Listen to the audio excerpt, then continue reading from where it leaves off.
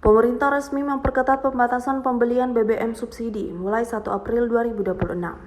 Untuk mobil pribadi, batas maksimal kini 50 liter per hari, turun dari sebelumnya 60 liter. Kebijakan ini merupakan tindak lanjut rapat terbatas Kabinet pada 28 Maret 2026 sebagai langkah antisipasi risiko krisis energi akibat konflik global, terutama di Timur Tengah. Pemerintah menilai penghematan energi perlu diperkuat, sehingga pembatasan ini digunakan untuk mengendalikan konsumsi BBM subsidi. Dalam aturan tersebut, pembelian solar dibatasi. Untuk mobil pribadi maksimal 50 liter per hari, kendaraan umum roda 4 maksimal 80 liter per hari. Kendaraan roda 6 atau lebih maksimal 200 liter per hari, dan kendaraan layanan publik maksimal 50 liter per hari. Untuk Pertalite RON 90, baik kendaraan pribadi maupun umum juga dibatasi maksimal 50 liter per hari. Kendaraan layanan publik mendapat jatah yang sama. Setiap pembelian BBM subsidi kini wajib mencantumkan nomor polisi kendaraan. Penyalur juga harus melaporkan distribusi secara berkala setiap 3 bulan atau sewaktu-waktu jika diminta.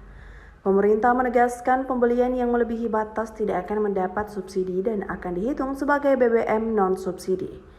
Sebelumnya, aturan pembatasan sudah berlaku sejak 2020. Saat itu, mobil pribadi masih diperbolehkan membeli hingga 60 liter per hari. Sementara kendaraan umum roda 4 80 liter dan kendaraan roda 6 atau lebih hingga 200 liter per hari.